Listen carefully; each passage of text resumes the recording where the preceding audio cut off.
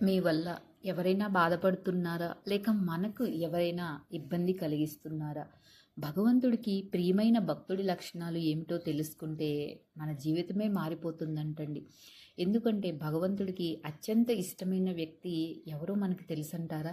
ఆ వ్యక్తిలో ఒక 4 అద్భుతమైన లక్షణాలు ఉన్నాయంట. ఆ లక్షణాలు ఉన్నవాడే తనకు అత్యంత ఇష్టమైన వాడు అని శ్రీకృష్ణుడే స్వయంగా భగవద్గీతలోని 12వ అధ్యాయమైన భక్తి యోగంలో మనకి ఈరోజు ఈ శ్లోకం ద్వారా చెప్తున్నారండి.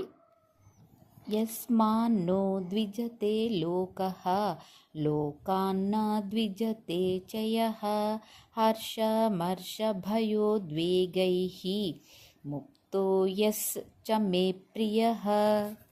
అర్థం: లోకమున ఎవ్వరిని బాధ పెట్టనివాడు మరియు ఎవరి చేత ఉద్వేగమునకు గురికానివాడు, సుఖాల్లో బాధల్లో ఒక్కలాగే ఉంటూ మరియు భయము ఆందోళన రహితంగా ఉన్నటువంటి నా భక్తులే నాకు చాలా ప్రియమైన వారు అని శ్రీకృష్ణుడు చెప్తున్నాడు. దీనికి మనం బాగా అర్థం చేసుకోవాల్సింది ఏంటి అంటే, ఆత్మ అనేది చాలా సహజంగా స్వచ్ఛమైనది, అలాగే నిర్మలమైనది. ఇక్కడ సమస్య ఏమిటంటే, ఇప్పుడు అది మలినమైన మనస్సుచే కప్పబడి ఉంటుంది ఆత్మ. ఒకసారి ఈ మలినాలన్నిటినీ నిర్మూలించబడిన తర్వాత ఆత్మ అనేది సహజంగానే ప్రకాశిస్తుంది. దీని శ్రీమద్ భాగవతంలో కూడా దీని గురించి చెప్పడం జరిగిందండి. అది యస్యాస్తి భక్తిర్భగవత్య కించన సర్వైర్గుణైస్తత్ర సమాసతే సురాః హరావభక్తస్య కుతో మహాద్గుణాః మనోరథే నాసతి దావతో బహి. పరమేశ్వరుని పట్ల భక్తితో అంకిత భావంతో ఉన్నవారిలో దేవతల యొక్క అద్భుతమైన గుణములన్నీ వ్యక్తమవుతాయంట. కానీ ఎవరైతే భక్తిలో నిమగ్నం కాకుండా ఉంటారో వారు తమ మనసు అనే రథంపై పరిగెడుతూనే ఉంటారు. వారిని వారు ఉద్ధరించుకోవాలని ఎన్ని ప్రయత్నాలు చేసినా అవన్నీ కూడా వృధాయే అంటున్నాడు. ఇక్కడ తమ భక్తులలో ప్రకటితమయ్యే ఇంకా కొన్ని గుణాలు కూడా వివరిస్తున్నాడు. అవి ఏంటి అంటే, ఎవ్వరికి ఇబ్బంది కలిగించేటట్టుగా భక్తులు ఉండరంట. భక్తి అనేది హృదయాన్ని కరిగించి సున్నితంగా చేస్తుంది. కాబట్టి భక్తులు సహజంగానే ఇతరుల పట్ల వ్యవహారంలో మృదువుగా వ్యవహరిస్తారు. అంతేగాక ప్రతి ఒక్కరిలో భగవంతుడు కూర్చుని ఉన్నట్టుగా మరియు వారందరినీ ఆయన యొక్క అణు అంశాలుగానే దర్శిస్తారు. కాబట్టి ఎవరికీ కూడా హాని తలపెట్టడాన్ని వారు తలచరంట.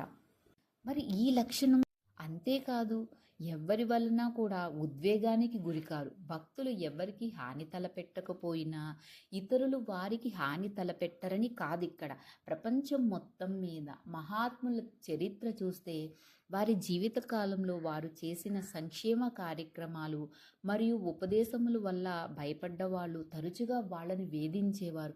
కానీ మహాత్ములు ఎప్పుడూ తమకు హాని తలపెట్టిన వారి పట్ల కూడా కారుణ్య భావంతోనే ఉన్నారు. అందుకే నజరేయుడైన యేసు శిలువపై ఇలా ప్రార్థించాడు: తండ్రి, వారిని క్షమించు, ఎందుకంటే వారేమి చేస్తున్నారో వారికి తెలియదు.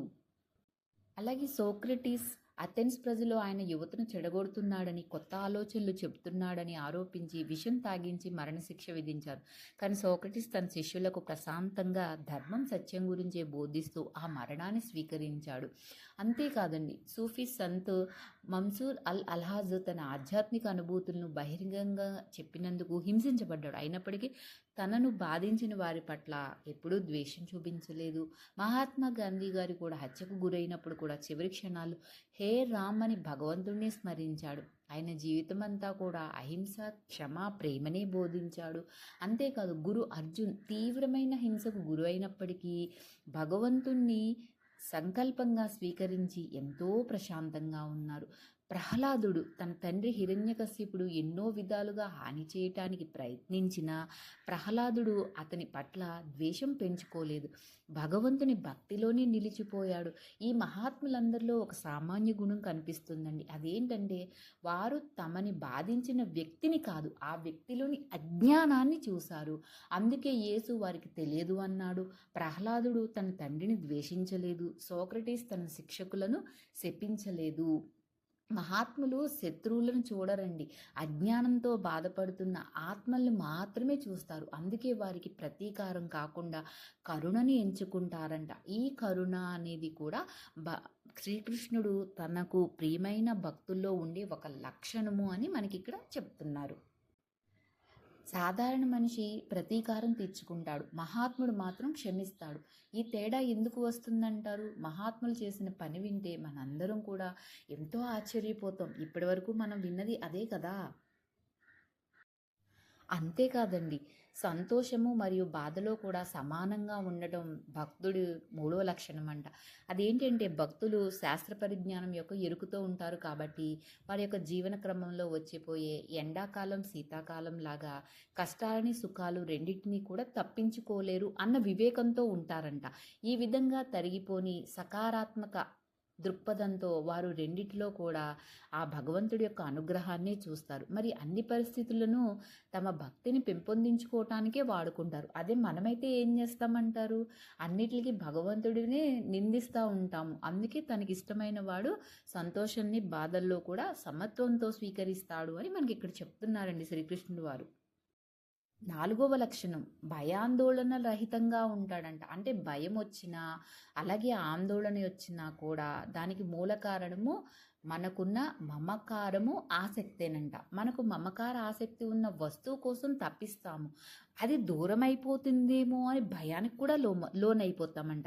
మనము ప్రాపంచిక వస్తువులు అలాగే వ్యక్తుల పట్ల ఎప్పుడైతే ఆసక్తిని పెంచుకుంటామో అప్పుడు మనం మనసు భయంతో అయిపోతాము. కానీ అనాసక్తత పెంచుకుంటే మనము భయరహితంగా అవుతాము అని చెప్తున్నాడండి శ్రీకృష్ణుడు.